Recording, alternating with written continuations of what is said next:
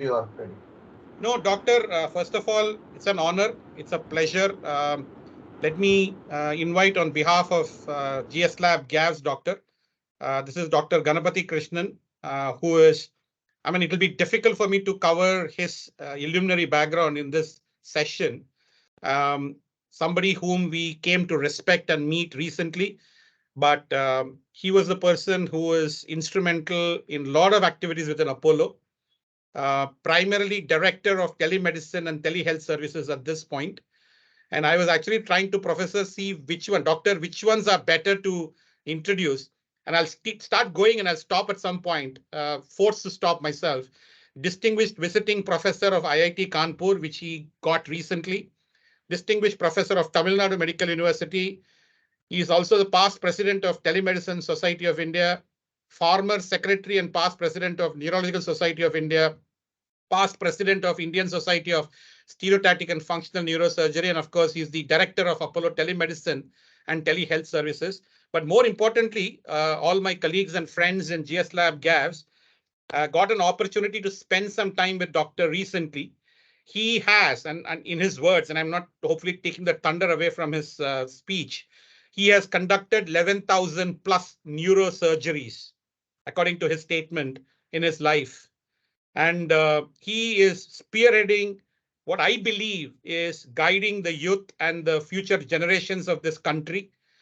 Can you imagine a professor and a doctor in neurosurgeon being a professor at IIT Kanpur? That's the credential which he holds. And without further ado, I would like to hand it over to Dr. Ganapathy. Doctor, just to, as a way of background, we have about 120 people right now and more will be joining across the globe from GS Lab GAVS, which is very proud to be partnering with Apollo, yourself and Dr. Sangeeta Reddy and others. We got an opportunity to meet at the Apollo event recently in Delhi, and we were just taken away in awe of what you have done and what has been your career, sir. Global team members here across US, Middle East, and India, various time zones, people at various levels across delivery, technology, process, marketing, HR, recruitment, admin, and others. We look forward to hearing your background, your wisdom of how your career has been and how you've been able to help few of people like us who are on the call state their future, shape their future. With that, over to you, Dr. Ganapathy. It's about 30 minutes, sir, with about 20 minutes and then about 5-10 minutes of Q&A if that's okay. But please go ahead, sir. Thank you, Balaji. It's difficult to condense 72 years of my life in 1,200 seconds, but I know. nevertheless, I will try. This talk is essentially going to be personal, and the title, as you said, is Opportunities Missed and Lessons Learned. If I were to start life all over again, how would I do? And I do not want others to make perhaps some of the mistakes which I made. On the left-hand side, you can see 1952. I'm sitting with the world at my feet. That is my family. Unfortunately, my parents are no more. Two of my brothers are no more. My sister is no more. Only one brother is alive now. On August the 3rd, 1966, changed my entire life. I was an 11th standard student in school, and at that day, at 9 o'clock in the morning, I was told that my elder brother, an electrical engineer, died on the spot in a two-wheeler accident. He was not wearing a helmet. That minute, at the age of 16, I said, I'm going to save the whole world. And I joined the MBBS. As you can see from the slide on the right, I've had an excellent academic career, and the three of us actually tied for a state rank in 1966. A bent of entrepreneurship perhaps was inside me even in 1966. I belong to the BC era. I'm not talking of before Corona. I'm talking of before computers. I was the last neurosurgeon in this country who was trained when there was not a single computer in a hospital. Of course, there was no CT scan. So in 66, I decided when I was 16 years old, I realized that a kingmaker is more powerful than the king himself. And because I was passionate, I wanted to bring out a magazine, the Bedian Times, I called it. I asked one of my classmates to be the editor purely because his father had the infrastructure which I did not have. Of course, I told the editor what to do, and this was what he did. We brought out 6 copies, sold it, but then we were not able to continue this. So this was 1966. In 1972, November 7th, when I was preparing for my pathology examination, I got the news that my eldest brother also was admitted in Government General Hospital in a very critical stage, again with a head injury. That minute, I decided I'm going to become a neurosurgeon. You can imagine what my parents went through having lost two grown up sons. My eldest brother had left behind a 4-year-old boy and a 1.5-year-old girl. And my brother in law also passed away a few years later. My sister became a widow when she was hardly 42 and she had no children. So, with this background, this was the background. And my father obviously was amazing. If he had told me, don't go abroad, I would have taken the next flight and gone to the United States, as did most of my classmates. But he said, your decision, you do what you like. And therefore, I decided to stay back. You can see this is an article which I wrote, St. Bede's, the school where I studied, in 2064 AD. Looking back, I'm wondering where I got the inspiration to talk about interplanetary travel.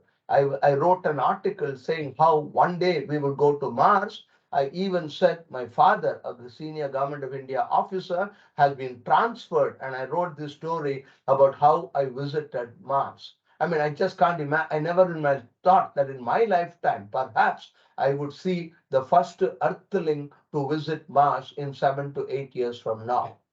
In December 2019, I had the opportunity to spend a whole day at the Johnson Space Center. I was able to get security clearance. Flight surgeons interacted with me for more than 6 hours. And I also had the opportunity to directly talk with an astronaut at the International Space Station orbiting 400 kilometers above the Earth. At that point of time, I was excited and I thought this was the ultimate in telemedicine. And I hoped I would also have a very small part to play in the Indian Gaganyaan mission. Right from my childhood, I have always believed when I want something, I somehow get it. Or if I don't get it, it is certainly not due to a not trying. So I met the chairman of ISRO, I met three chairmen consecutively, forced myself on them, made a presentation, etc., etc. They were quite happy, they were convinced, and I thought I would be on the team. Unfortunately for me, the health care of India's first three astronauts scheduled to be blasted into low Earth orbit in 2025 was outsourced to the Institute of Aviation Medicine in Bengaluru, the Indian Air Force. I did not give up. I met the Director General of the Armed Forces Medical Services at Delhi. I met the Director General of the Air Force Medical Services. Everything possible I tried. While none of them had any questions about my capability and competence, they said, without any hesitation, they said that a civilian cannot be in the core team. And therefore, my interest in space medicine obviously had to come down. I'm sure you remember when the COVID pandemic started in March 2020, in May, June, there was a hue and cry all over the world on how chloroquine perhaps could be used as an immunosuppressor in the management of COVID. Some of my classmates, professors in the United States, asked me if I could get chloroquine and send it to them. Believe it or not, in 1972, when I was a fourth year MBBS student, I published, or rather was a co-author for a paper on effect of chloroquine on survival of skin allografts in rats. I think this was the very first time that a medical student was a co-author of a paper published in the Indian Journal of Medical Research, one of the few journals in India which was PubMed indexed at that time, 1972. Subsequently, of course, I produced a double-headed chick, and I had the distinct honor of Indira Gandhi, the Prime Minister of India, spending 2 to 3 minutes with me at the National Science Fair in Delhi. I took 13 rats. I took this double-headed chick embryo in a third-class sleeper compartment. I had to argue with the ticket checking inspector. I let loose some names and I said, look, this is for a science exhibition. You can't charge me ticket for the experimental animals I'm doing. But then this was fun and this was how I learned. 1982, the scene shifts to 1982, 2 years after I qualified as a neurosurgeon. At that point of time, there was no Google, there were no computers in hospitals, there was no pager, there was no cell phone. It is very difficult for people of this generation in 2023 to even believe that we could not get foreign exchange. Madras Medical College, one of the leading medical colleges of the country, could not get foreign exchange sanction to buy journals, and the journals were prohibitively expensive. So my boss, Professor S. Kalyan Raman, who was the editor, who subsequently became president of the Neurological Society of India, he again, I have learned so much from him, and I must acknowledge that he has not only been my guru, he continues to be my mentor even today. So you can see on the slide on the lower left, it's about 2,000 odd pages. He gave me a fancy title of associate editor. See, when you have just qualified as a neurosurgeon, when you are 31, 32 years old, to be called an associate editor of the Neurological Society of India turns you on. And this is exactly what my boss wanted. And of course, I was the junior most, I was the youngest in the group, and therefore the entire work, for all practical purposes, was handed over to me. As a true CEO, I believe in delegation of work, and I in turn handed it over most of the work to my wife, who has been my honorary technical secretary for the last 47 years, unwept, unhonored, and unsung. In fact, she even helped prepare some of these slides just a few minutes ago. So you can see here, not only did I have to read the original article, I had to make my own abstract, not the abstract which the authors have made. Dr. Kalyan Raman was of the opinion that a young, just qualified neurosurgeon is familiar with the Indian milieu, and my abstract would be better. Of course, it was a tremendous job. And not only did I have to make abstracts, I had to prepare an index for the abstracts. But in return, my knowledge levels considerably improved. A few years later, in 84, 85, a few of my classmates who had come back from the United States of America, they were passionate about disseminating medical literature and knowledge. We are talking of 1985, 1986. One of my classmates, Sriram, who came back to India, was able to get an entire library shipped from the US to India. And believe it or not, we made postcards, we made coupons, all sorts of things. And just last year, I got all the information together. I still had many of this information with me. And I published a paper, a review article, which has been very well received in the Journal of the American Medical Library Association. We called ourselves the Society for Medical Learning and Resources Transfer. I then did my PhD from 1984 to 1990. This is a very interesting story. When I paid the examination fees for my PhD public viva, the clerk at the Madras Medical College, his name also was Ganapathy, and he had joined the college as a clerk when I joined in 68. He looked at me pathetically and in Tamil said, "Innama mudikala 16 varshama innama padichindirukeenga," he said.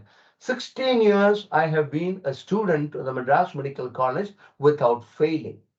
In those days, it was most unusual for a surgeon to do a PhD, particularly in neurosurgery. The inspiration was again from my boss, Dr. Kalyan Raman. A few people had used this to avoid postings in the primary health center, and therefore the government of Tamil Nadu had passed a rule that nobody can register for a PhD unless you serve in a primary health center for 3 years. Here was I, a qualified neurosurgeon. Posts of assistant professor of neurosurgery were occupied by non-neurosurgeons, and the government wanted me to spend 3 years in a primary health center. Multiple visits, multiple times to the director of medical education, to the health secretary, and even the health minister for 2 years, ultimately just to get rid of me. Every time I would be sitting in a bench outside, and one day the health minister apparently asked the secretary, "Who is this person?" Every time I come, I see him sitting outside. And then I met him and I told him this is all that I wanted, and I got permission. One time exemption not to be quoted as a precedent. However, the director of medical education was extremely angry that I went above his head and got permission from the health minister, and so he promptly transferred me from Madras Medical College to Stanley Medical College, where there was no CT scan. My PhD thesis was entirely on the CT scan. I didn't give up. 6 months I took to get permission to use the Madras Medical College CT scan after working hours in Stanley for my PhD thesis. After another 6 months, I managed to get a transfer back to MMC. My PhD thesis was the first thesis in the University of Madras to be submitted as a computer printout, dot matrix those days. I thought that the controller of examinations would tap me on the back and congratulate me, but instead the clerk said this was not fulfilling the regulations. The regulations very clearly said double type, double space, typewritten, and my thesis was not typewritten. I had to spend a couple of weeks again to convince the controller of examinations to accept my thesis, and all this I did while working as an assistant professor with private practice in order to earn a living. As you know, I have a very emotional reason because two of my brothers passed away. I became a neurosurgeon only to reduce the incidence of severe head injuries. When I was secretary of the Neurological Society of India, I persuaded the general body to give me permission to represent the NSI. I filed a public interest litigation, a PIL. An advocate asked for 3 lakhs just to appear. I told him, look, this is being done for a social cause. But then I did some homework. Those days there was no Google. Google was there. It had just come. It was nowhere as efficient as it is now. I managed to find that there is a High Court order which says that in the event of very highly technical presentations, a non-advocate not registered in the Bar Council of the High Court can make a bad presentation. And therefore, I appeared before a division bench of the High Court and argued to them, told them my own family story, told them the thousands of people whom I had seen in the last 15 years whose lives could have been saved had they been wearing a helmet. The Honorable Karunanidhi was the chief minister at that time. The next day, before the High Court could actually issue a summons, could issue an order, the government decided Section 136 of the Motor Vehicles Act and they passed a law. Unfortunately, the very next day, the chief minister made a public statement. He said, I quote, I hope the police will not harass the people who are not wearing a helmet. When such a statement comes from the chief minister of the state, it sends different signals. We thought we will again go to court for contempt of court, but then I was advised not to do it. But I did not give up. I must have made at least 100 presentations for the next 10 years over corporations, schools, colleges, etc. I was an evangelist. Anybody who, whenever I got a chance, you can see here, the divisional railway manager in charge of the central station happened to be my patient. And so I gave him some slides. I told him, please display this at least for a week. And he displayed this on a TV for almost a week. The next part of my life again is, as I said, I have been associated with death, not only because of my personal involvement with the death of my two brothers, but as a neurosurgeon, and particularly in the 20th century, mortality was extremely high. A dermatologist probably sees 3 to 4 deaths over a half a century career. I have personally encountered certified at least as a guesstimate about 2,500 deaths where I have been personally involved. The very first multiple organ transplant in India was facilitated by my patient, and I need to spend 2 minutes here telling you why it is important that you give way, let loose your emotions. So this was, please understand, there was no precedent at all. Though the law had been passed, human organ transplant bill, there was absolutely no precedent. So I did all this and then at 3 o'clock in the morning, I was told that the patient is already developing atrial fibrillation. And if we don't remove the heart within the next 1 or 2 hours, irreversible cardiac arrest would come. So at 3 o'clock in the morning, I once again came to the ICU and explained for the 4th time in detail to the 23-year-old wife. This was like a scene from the movies. This 23-year-old woman had been married. She was 5 months pregnant. She was married only 10 months ago. Husband 25. Just picture to yourself how one would feel when you see your husband's ECG beautifully on a cathode ray oscilloscope. You find the blood pressure 120/80, you find the pulse rate 80 per minute, you find the urinary bladder draining urine. It's impossible even for a medical doctor during the 70s and 80s to understand the concept of brain death. So once again, I explained to her. She said, okay, we signed all the forms. And then was an amazing, the power of a corporate hospital. It was on Christmas Day, December the 25th, and we got more than 200 bottles of blood for a liver transplant. Liver transplant is the most bloody operation, particularly 40 years ago, 30 years ago. So when I did all this, I suddenly broke down. I realized the gravity of the situation, and then, sorry, before I broke down, she said, Doctor, I've changed my mind. I'm sorry, I'm not giving permission. In about 10 seconds, I had to take a decision. Legally, I was perhaps well within my rights. She had signed all the documents, everything had been called, the donors had been, the recipients had been identified, 4 theaters were already open, anesthetists were there, blood had come, everything was there, and a woman who had agreed now changed her mind. At that point, I realized the gravity of the situation, and unashamedly, tears came out of my eyes. And that was an unforgettable scene. The 23-year-old girl comes, pats me on the back, and then says, Doctor, why are you crying? You are not responsible for this. Give me another 5 minutes. Let me think about it. So I said, yes. I put everybody on hold. I said, okay, I will take the responsibility. I will explain to the recipients. I will explain to all the 4 theaters. At the end of the day, it is my patient. I'm the primary surgeon. So I take entire responsibility. 5 minutes later, she once again came and then she said, no, please go ahead. So this was a great example of unashamedly breaking down. You're also human. You don't need to maintain the British stiff upper lip. A doctor should also remember that he is as human as anybody else. Then developed my interest in brain death. For almost 2 to 3 years, I was an evangelizer. I must have certified at least 200 to 250 brain deaths. Now, you need to understand that there is no compensation. I don't get any fees. There is no consultation fees for certifying a brain death. 95% of brain death is certified between 10 p.m. and 5 a.m. Of course, I don't have to spend any money out of my pocket. Hospital ambulance comes, picks me up, I go there, spend time, etc. So this thanatology is the science which deals with death, and I became interested in death. And even very recently, I have given several talks on death, particularly a good death. As a neurosurgeon, as I'm repeatedly mentioning, this is not dermatology, this is not even general medicine, general surgery, etc. I will never forget the day, Deepavali Day, 1978. I was a third year postgraduate. 9 deaths I encountered in Government General Hospital between 4 p.m. and 9 a.m. the next day. Just giving you a few illustrations, a massive brain hemorrhage during a wedding reception. AVM Rajeshwari Kalyana Mandapam. I was called for the Mandapam. Reception is going on. The person becomes deeply comatose. How do I tell the wife who has tied the tali 8 hours ago that her husband is unlikely to survive?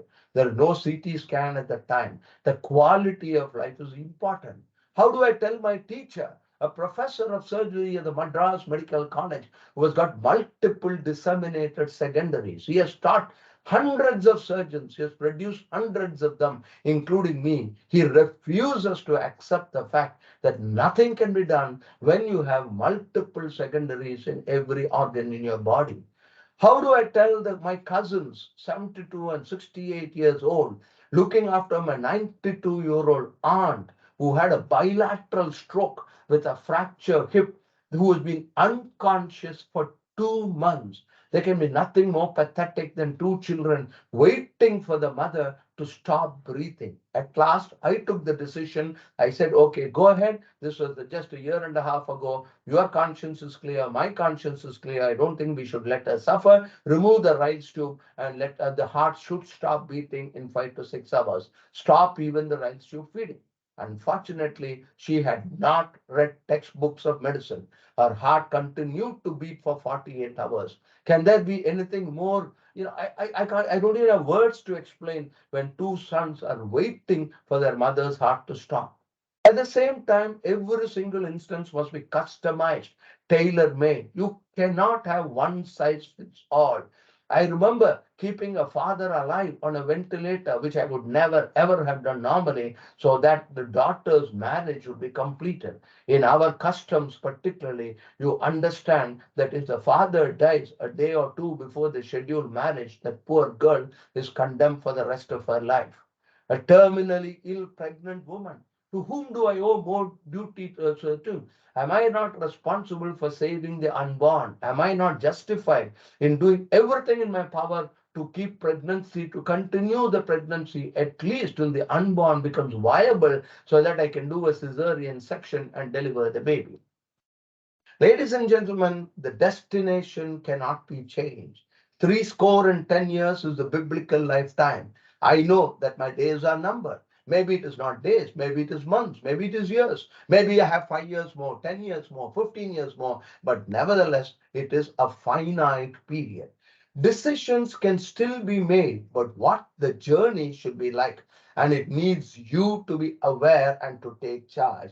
I'm extremely distressed that The Economist, a renowned magazine respected all over the world, has ranked India in a very detailed scientific study. Of course, this was 7, 8 years ago. We are slightly better now.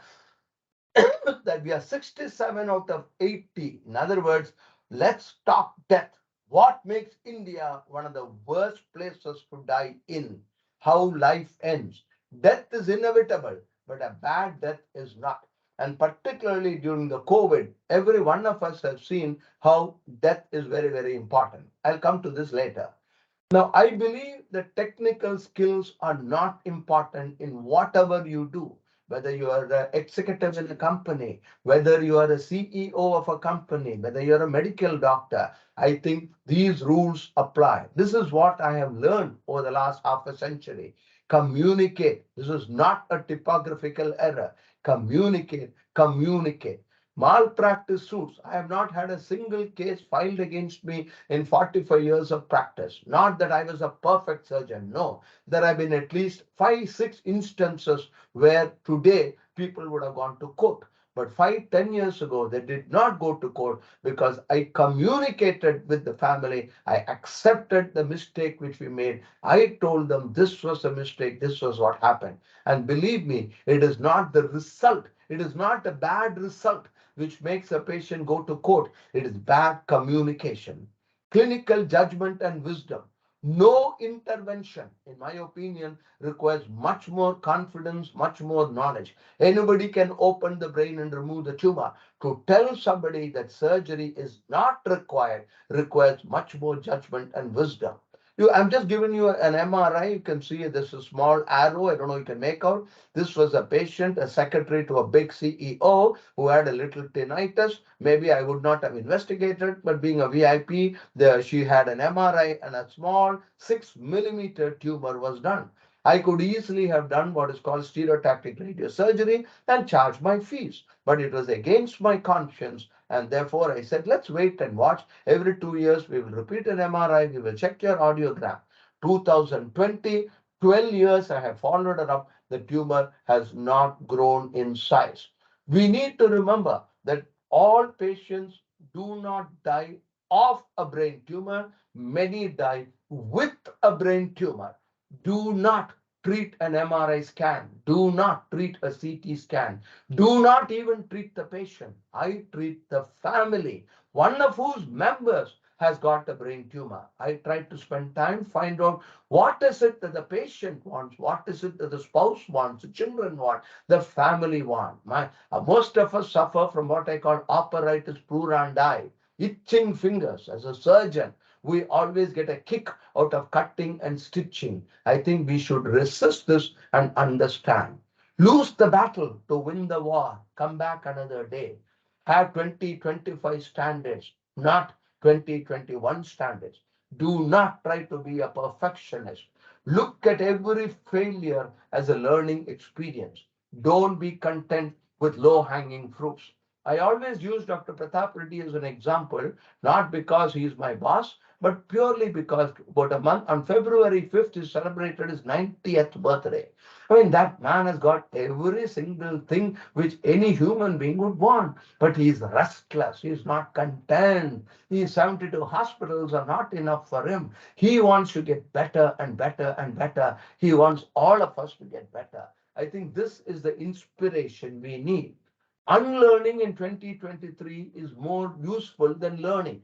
Relearning. Believe it or not, 99% of any neurosurgery which I did even 10 years ago was not even taught to me when I got a degree in neurosurgery. I am a menace to the public, and I feel very sad that we still do not have a system. If cars can be destroyed after 15 years, the Delhi High Court has said that no car can travel on a Delhi road if the car is more than 15 years old. How can you let me, who has got his MBBS degree in 1973, I am a menace to society. So I think relearning is very important. Do the job you hate the most. All of us like to do the job which we like to do, but do the job which you hate the most.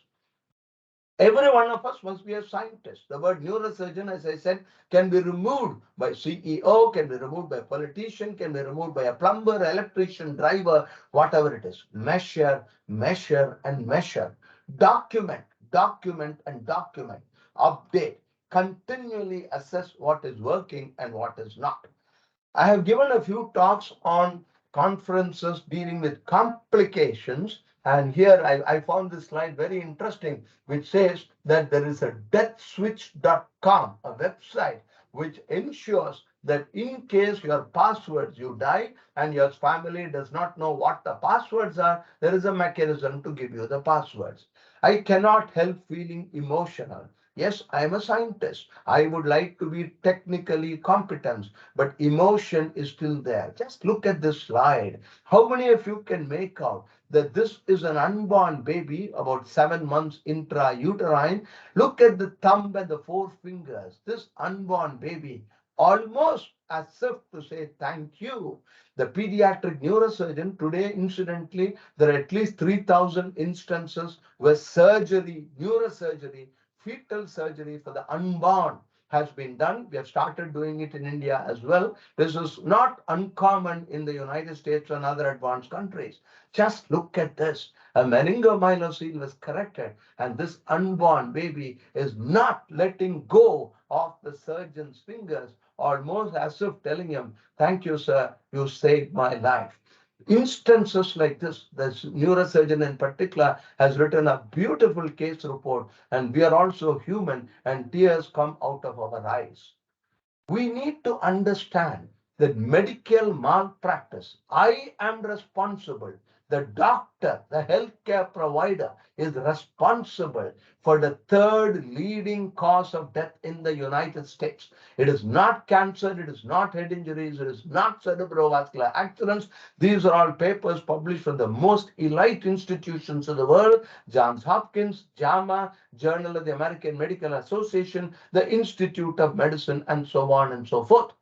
We are able to get these statistics because of the phenomenal advances in information technology. We are able to quantify this. A doctor must understand that he and he alone is responsible for several deaths which could have been avoided. And of course, because of the help of people like you, companies like you make all the difference. And I'm very sure in the years to come, this is going to reduce again and again. I always use the airplane checklist. We have checklists in the neurosurgery operation theater, in ICUs, etc. Can you imagine just 5 years ago, pre-COVID, there were only two fatal accidents worldwide, with more than 40 accidents of commercial passenger planes in the year 2020. I think every second, probably about 5,000 planes take off and land somewhere in the world. The safest today is air travel. The car crash incident is 1 in 100, whereas an airplane crash is 1 in almost 200,000. Since this talk is supposed to be about decisions which I made, some of them are right, some of them are wrong. In 1995, I convinced Dr. Pratap Reddy that there is a future for non-invasive stereotactic radiosurgery with his enormous vision. He said yes, and then I went to Boston, got trained, came back and set up the first stereotactic radiosurgery unit in South Asia. In 2008, we went into robotic radiosurgery to treat tumors. Today, he's following the same. Of course, I have retired from active neurosurgery, so I'm no longer involved. But the Proton Center in near OMR in Chennai is one of less than 200 in the whole world. This was the presidential address which I gave the Neurological Society of India, and this reflects my philosophy in life. There comes a time in life when you stand at the crossroads, thinking whether to turn left or right. Will you choose the path that is difficult or the easy way out? Will it bring glory and fortune or pain and shame? You have only some time to decide and a lifetime to feel proud or regret. You turn left when everybody is turning right. You dare to commit. And this was what I did. In 1996, we had a linear accelerator in Anna Salai, 320 Mount Road, and we had a cardiac cath lab at Greens Road, Apollo Main Hospital. Believe it or not, maybe 27 years later, I become wiser. I would not have done it, but I just wanted to do it. No, nothing would come in my way. And therefore, I fixed a stereotactic frame in one hospital, took the patient in an ambulance across Anna Salai with all the roads which we have today, and I did more than 300 cerebral arteriovenous malformations. More than 300 patients were transferred with a stereotactic frame fixed on the head. If the frame moves by more than 4 millimeters, the procedure would become irrelevant, and I've had to have to do it today. How do you learn? I thought I was fairly smart. I took into account various variables, generator, backup generator. When we did the first procedure, we had a physicist in Australia. We had no medical physicist in India. So I even made sure that the medical physicist in Brisbane was available. Those days, internet was hardly in existence. There was no cell phone, obviously, landline, etc., etc. But then, with a patient, with a stereotactic frame on the patient's head, the computer went fut completely. I was not able to contact the physicist in Australia. I had no idea what to do. My team, radiation oncologists, etc., had no idea. Suddenly, we got a brainwave. We traced the cable from the computer, and we found that a mouse had bitten the cable. This was almost about 10 feet away from where the mainframe computer was. And we got a new cable. Of course, the procedure had to be postponed by a couple of hours, but we managed to do it. And of course, you can see here, I got a mouse trap for the next procedure, which I did. And then, of course, as the weeks went by, I became more sophisticated. I got an electronic mouse repellent in 1998. Subsequently, we did not have this problem at all. What were the lessons I learned? Retrospectively, I lost a golden opportunity to make a major contribution. I had personally managed about 600 patients, now people with what is called arteriovenous malformations. This is a disorder of the arteries and the veins. The diagnosis can be made by a CT scan, an MRI, or an angiogram. A biopsy is not required, and we irradiate this. Today, 25 years later, the gene profile has been very clearly identified. I did try my best, but I had absolutely nobody to help me. Retrospectively, maybe I should have persisted more and more. All that was needed was a blood sample from the patient and the family. Of course, genetic studies are not available in Chennai. I could have had it done in Bangalore or in Pune, but somehow I didn't persist and I lost this great opportunity to make a major contribution of genetic profile. In 1998, I had given an institute lecture at IIT Kanpur. I visited Kanpur because my son was studying there. And for the first time in my life, I heard the word telemedicine. Dr. Srivatsan, the HOD electrical engineering, was so impressive. I fell for him completely. And from that day, my life has completely changed.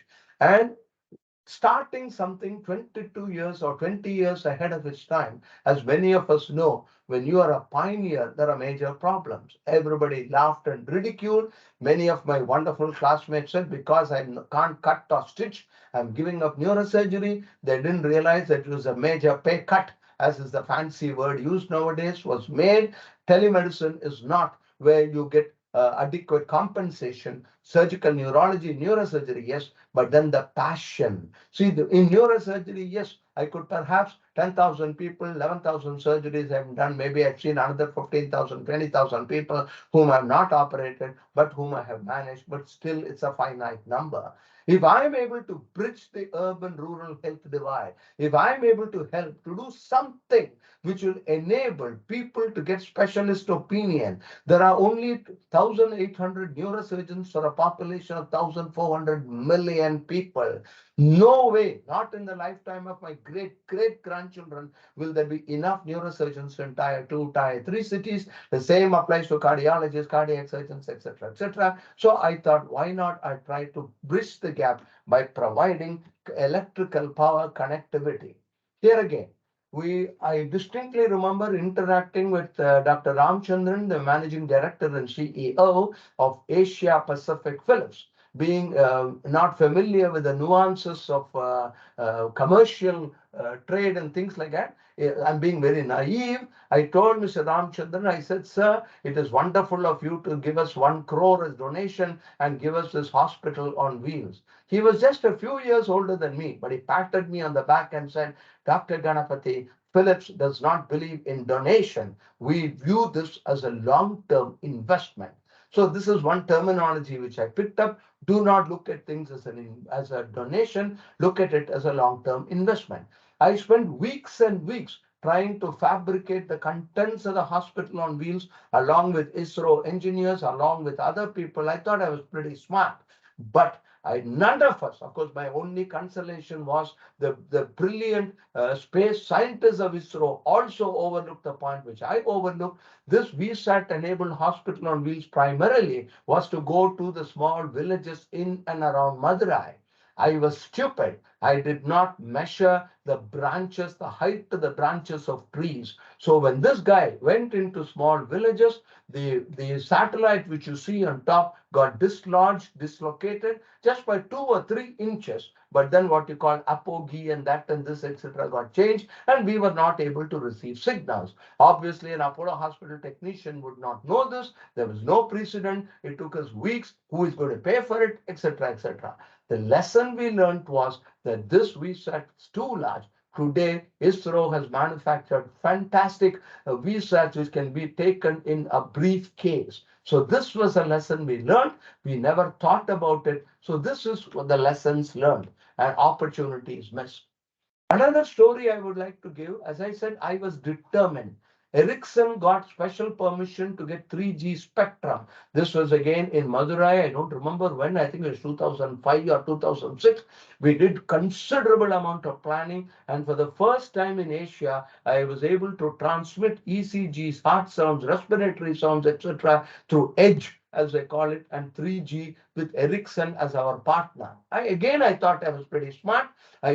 This was done on a Sunday. I even met the assistant engineer and told him that we need a backup generator Sunday, so please have extra staff. Everything I did.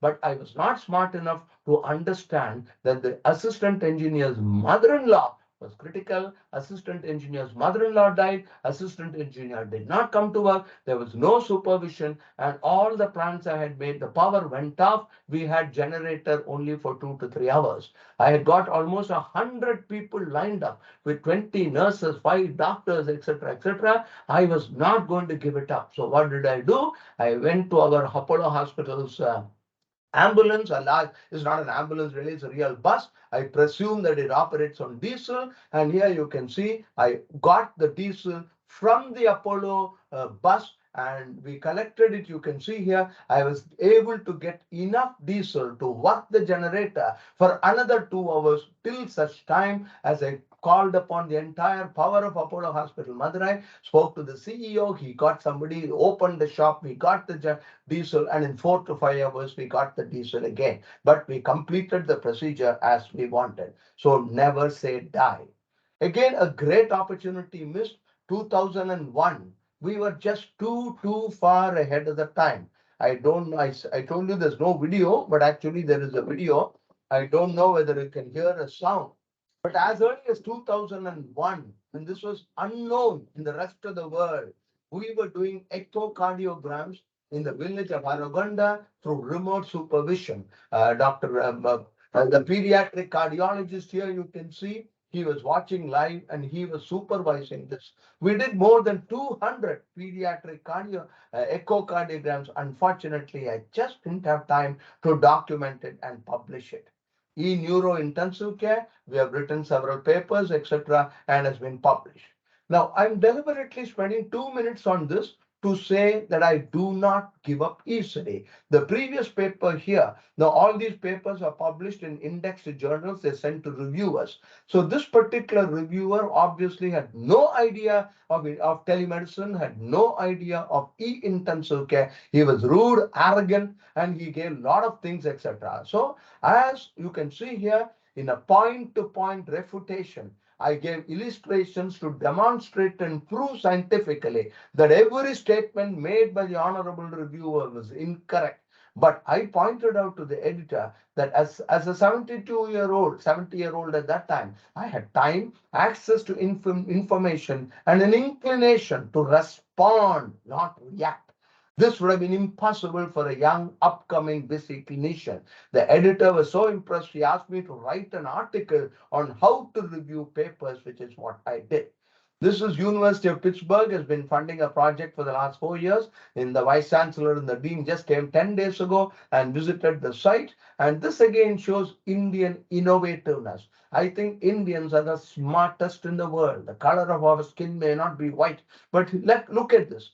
10 BPL, below poverty line farm laborers, chartered a bullock cart for 200 rupees round trip, traveling 15 kilometers from the remotest part of a tribal area in Gujarat. They came to reach the Apollo Telemedicine Center located at Tuver, itself a remote tribal village. And there we put them in touch with dermatologists, and they got exactly the same diagnosis which somebody paying 1,500 rupees would have got in the city of Chennai in a face-to-face consultation.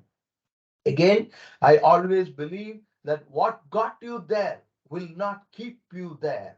I'm absolutely convinced what got you there will not keep you there. Yes, I've been passionate about telemedicine, and telemedicine has taken me to several places, physically, virtually, etc. But today, thanks to COVID, telemedicine has almost become a household word. The Prime Minister of India is mentioning this in every one of his addresses. And therefore, I thought I'll be future ready. And 3 years ago, I persuaded the editor of Neurology India to let me bring out a special publication called Extraterrestrial Neurosciences. And to my pleasant surprise, in the last 3 years, every one of these papers have been downloaded more than 5,000 to 7,000 times.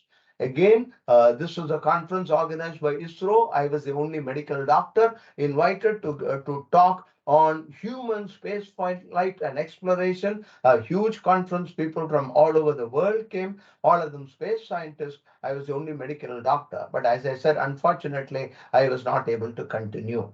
My philosophy from even my school days has been a little of everything. I never had a roaring practice. I do not have Mercedes Benz and Ferrari and things like that. Neither am I below the poverty line. I have a little of everything, a little publications, a little visits, a little of, as you can see here, I've had a reasonably good number of publications, presentations. The numbers do not matter, but what is interesting is to show that in a corporate hospital, please understand that 95% of all this was done in a dividend declaring company, in a for-profit corporate hospital. It was not done at the Madras Medical College or the All India Institute of Medical Sciences. It is the man behind the machine that counts, not the machine. A fool with a tool is still a fool.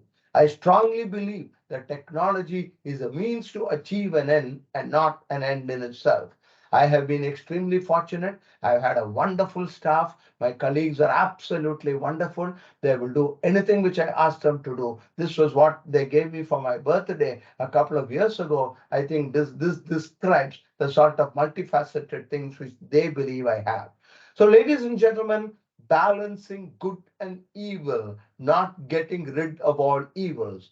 There is so much good in the worst of us and so much bad in the best of us that it ill behoves any of us to find fault with the rest of us. I believe that good and evil are two sides of the same coin. EBM, algorithms, flowcharts, standard operating procedure, big data analytics, access to Dr. Watson, blah, blah, blah, artificial intelligence. I'll give you a small example. I don't know whether Balaji or the other people were at, I conducted a quiz on both the days of the conference, and I mentioned this also. I had a robot as a co-host. There was a tie between two prize winners. It was a very good watch, costing almost 10,000 rupees. I wonder if the AI had been the judge, would the AI have been programmed? Not in my lifetime, perhaps in the lifetime of my children and grandchildren. It was so wonderful to see a young girl spontaneously give up and say, Sir, let her take the prize. I don't want the prize to be shared by both of us. Let her take the prize. This is what NI, natural intelligence, the ability to empathize, the ability to sympathize, the ability to get into the mind of the beneficiary, and as I said, to cater to what the patient wants. Will any AI program be programmed to give up something which is your rightful due? This AI will only give me and say, I have the right to do it, but will you be able to give up? The clinician, many of you are interested in AI. I may be old fashioned. I may be belong to the Jurassic Park. Yes, I am what you call out of place. You can say that. But I believe that the clinician will be motivated to adopt AI as an integral part of his armamentarium only when there is evidence that AI betters outcomes and reduce costs. My favorite statement to all my colleagues for the last 15 years in telemedicine is I love telemedicine, I love technology, but I always ask them, so what? Okay, you got 5G, terrific. The multinational companies see in it several billion of dollars. Am I going to give a better diagnosis because I have 1 Gbps speed, because I have the latency is reduced? Or is it enough for me to have 256 kbps, which is available everywhere? Will an ECG graph, will the 3 seconds or 2 seconds, which I will probably benefit by using 5G, will I really lose a life in that 2 seconds? So you need, I'm a scientist, you need evidence. So ladies and gentlemen, if I were to tell you what the ideal, I love this word galvanizer, which you use. If I were to tell you based on my white hair, what I think every one of you should be, I think you should be a combination of Shushruta, the skill of surgery. It doesn't, the precision, that is what I meant. Rhinoplasty was what he did. You must have the compassion of Mother Teresa. It doesn't matter whether you're a doctor or not. The Prime Minister of the country has to have some compassion. He cannot just take decisions based on the popular good. You must have the pragmatism of Lord Krishna, who in the battlefield very clearly told Arjuna that karma yoga is what is important. And of course, you must have the genius of Albert Einstein. The genius of Albert Einstein is not enough. You must be innovative. You must have Steve Jobs' ability to understand what is it that the world wants. If you are going to have a little of all this, obviously you will be a superman. I could go on and on. I'm sorry, you'll excuse me. I didn't look at my watch. Normally, I look at my watch. What matters, ladies and gentlemen, is how you see yourself. I repeat, what matters most is how you see yourself. Never, ever stop learning because life never stops teaching. Have any of you thought why eyes are placed in the front? Why can't eyes be placed in the back? It's very simple. It is more important to look ahead than look back. Yes, there are several opportunities which I missed. There are several things opportunities which I lost, lessons I have learned, but I believe I still have time. It doesn't matter whether I have 1 year, 2 years, 10 years, 20 years. So long as I'm physically and mentally capable of doing it, so long as I have my family and friends to help me, I am going to follow what Moses today would do. If Moses were to come down to planet Earth, every one of his 10 commandments would be prefaced by the statement, "Thou shalt digitally transform." You should be future ready. The future is ahead of schedule. Most of us are afraid of the future. We cling desperately to the present, not realizing that we have already become the past. So, ladies and gentlemen, plan not for tomorrow, but plan for 2030. Yes, you are going to see man going to Mars and coming back. I once again want to thank all the organizers. I'm sorry if I exceeded the time, and I don't know whether anybody benefited, but this attempt at introspection certainly helped me benefit, and I have learned much more than all of you put together. And once again, I thank you for this opportunity. Thank you very much, Dr. Ganapathy. Yeah. Absolutely inspiring, amazing. And we have learned a lot personally from what you've shared. Your grit, your determination, your accomplishments, and with all those accomplishments, being so humble, and most importantly, the impact that you have made on the lives of so many people. Absolutely straight goes to the heart and to the brain. I had to bring in the brain since you're a neurosurgeon, but lot of learnings from all of us. Thank you so much for taking out the time and sharing in so much detail. It is evident. It is evident how passionate you are about this subject, and how you have really transformed not just immediate impact around you, but really global medical science and innovation in India. So kudos to you.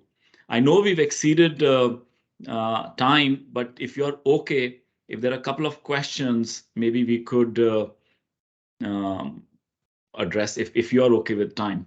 Certainly, I didn't tell you that I suffer from an incurable condition called obsessive compulsive neurosis. So far as punctuality is concerned, I just realized I probably exceeded by about 1,200 seconds, and my apologies for that. Dr. Oh Ganapathy, God. No, thank no, you doctor. so much It's for a not just wonderful you. session. I don't think we're counting time here because your No. experience was immensely.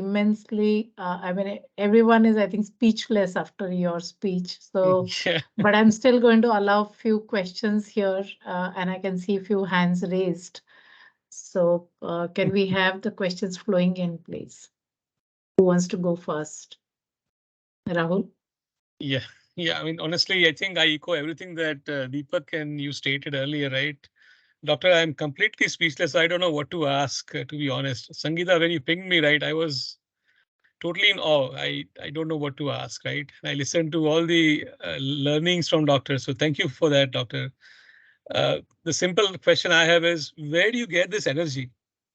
I mean, at the age at you are at, right? I mean, I'm already old, you know. I feel that I'm old now. So if you can share some of that wisdom there. Well, I have to acknowledge the enormous help which my wife has been giving me for the last 47 years. So, particularly living in a joint family. In fact, at one time, 90% of India's neurologists and neurosurgeons knew her as much as they knew me. So, that is there. It's just, I don't know. I mean, as I said, I don't take no for an answer. And as you can guess, Even the simple thing, we signed an MOU with IIT Kanpur. It was not an easy joke to convince the IIT Kanpur to sign an MOU with a private corporate dividend declaring hospital. It was equally difficult for me to convince the leadership of a private hospital that it is in their interest to have a formal collaboration with IIT. But then, it's just persistence, and it. Amazing. I always believe that it's a journey that counts, not the destination. Yes, obviously I've lost several times, many times, but I've enjoyed the journey. So the destination is immaterial. It's a journey that counts. Absolutely. Yeah. Thank you for that. One more wisdom that you shared with us. Thank you. Others. Sorry, I can't hear you. No, I think just Povita thank you. had a question. Povita had a question. Any other question? Anyone else who would like to ask questions to Dr. Ganapathy? Shiva, Yes, Shiva. please go ahead. Shiva. Yeah, I can go ahead. Thanks a lot, Dr. Ganapathy, for a wonderful session, for all the insights, extremely valuable to all of us, or even to our families and children, that we can actually talk about this, right? Quick question. One of the points you mentioned was interesting, which was learn the stuff that you don't like or you hate. That's an excellent advice. We tend to avoid. There's always a resistance to learn that we don't like or hate. Any wisdom around anything that we can, any approach or any technique that you used to learn things that you don't like, which is very difficult to do for us. Yeah, it's a very selfish reason, purely for selfish reason. You wouldn't have invited me to give this talk if I had existed, if I continued to exist in 1990 or 2000. It's a very selfish reason. IIT would not have invited me for somebody who passed out 45 years ago. So I need to convince everybody that I'm future ready. And at the end of the day, let's be brutally honest and frank, unless the respect anybody has for I always say the only difference between me and Mukesh Ambani is that he has got 10 zeros more in his bank account than I have in my bank account. I mean, that is almost the only difference. So ultimately, it is your knowledge which is respected, and it is not all your physical, all that you have physically. People always respect knowledge all over the world. I found this. Irrespective of the color of your skin, irrespective of your designation, irrespective of whether you travel first class, business class, or coach class, all this is immaterial. So it is purely out of a selfish reason that as long as it is possible, but at the same time, I'm fully aware that I've spent more years on this planet than I'm going to spend. And so we are prepared for the worst, but we are optimistic and hope that several more years of continuous physical and mental activity will be there. So the answer to your question, Mr. Perumal, is purely selfish. You have to be better than the guy next to you if you want to survive in this highly competitive world. In the rat race, the rats are getting bigger and bigger. Absolutely, to be relevant, right? Yeah. Thanks, Yes. Dr. Ganapathy, for that. Thank you so much, response. Dr. Ganapathy. Pratap, you want to go next? Yeah, good evening, sir. So we keep getting advice regarding how to have a healthy heart and a lot of other things. What would be, one word of advice from your side, from your field of expertise? How could we ensure that we stay healthy in that field of health? Okay, I think that having a healthy heart, healthy brain, healthy liver, healthy spleen, healthy what is there is enough data, enough scientific data, and I also follow it to the maximum extent possible. Whatever be your position, however, see, another thing is most of us think we are indispensable. The fact of life is My boss used to tell me when I used to ask him, sir, why don't you take leave at all? He said, Ganapathy, don't tell anybody else, but people think that without me, the Institute of Neurology, Madras Medical College will collapse. If I go away for 2 weeks on holiday, they will find that not only is Institute of Neurology working, it's actually doing better than me, and better in my absence. So all of us think we're indispensable. Nobody is indispensable. That is number one.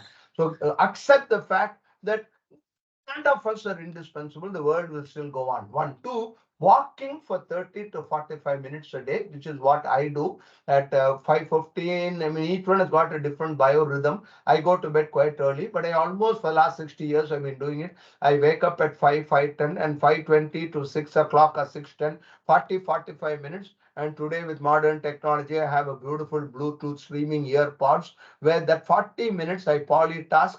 I listen to the Bhagavad Gita, I listen to Isha Foundation, Sadhguru, I listen to various other talks. So 30 to 40 minutes, I get unadulterated wisdom, which I listen to. And at the same time, I walk 2 to 3 kilometers. So I have found, even though I had bilateral osteoarthritis of my knee, and everybody said that's the end of it. I used a crutch. Yes, I used a crutch for a few weeks, but I was just not willing to give up. 4 days ago, 10 of my classmates, 8 women in them, including my wife, we all went trekking at a height of 5,800 to 6,000 feet. Every one of us went. So it's just a question of determination, not giving up. So I would advise walking.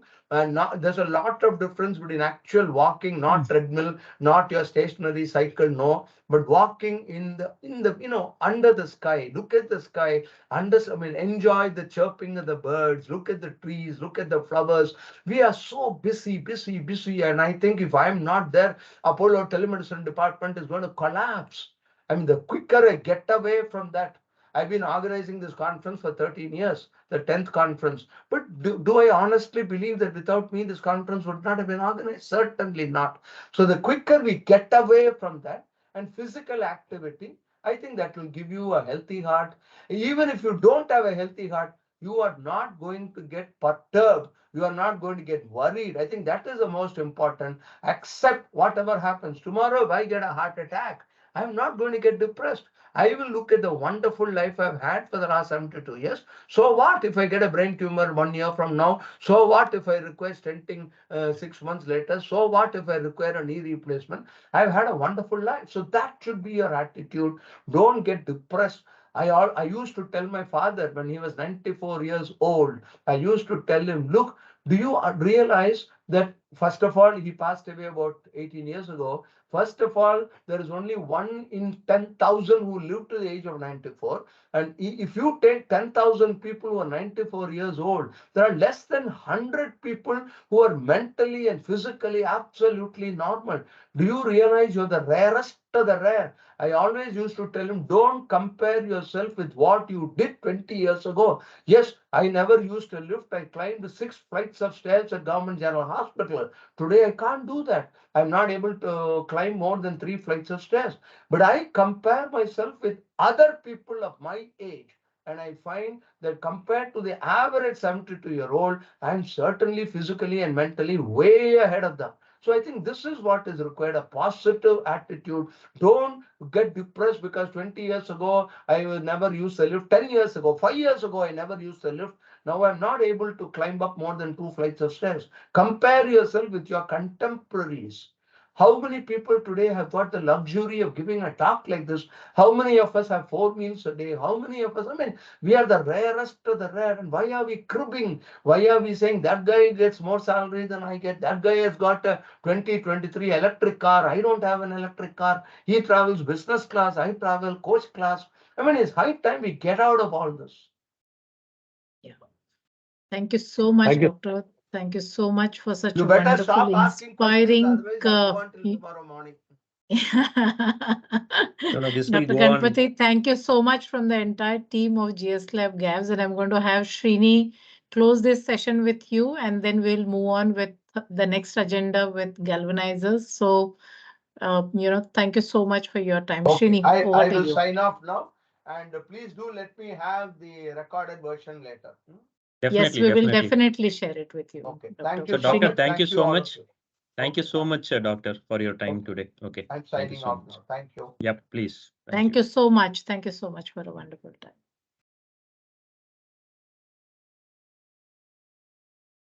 So, team, thank you so much. Thanks for patiently listening. And of course, it was, speechless session, inspiring from very, very senior leader in the field of medicine. What we are, as a team also following the healthcare practice. So it was important. And it was nice of Balaji to actually speak with him at the Apollo event to spare some time and speak with all of us.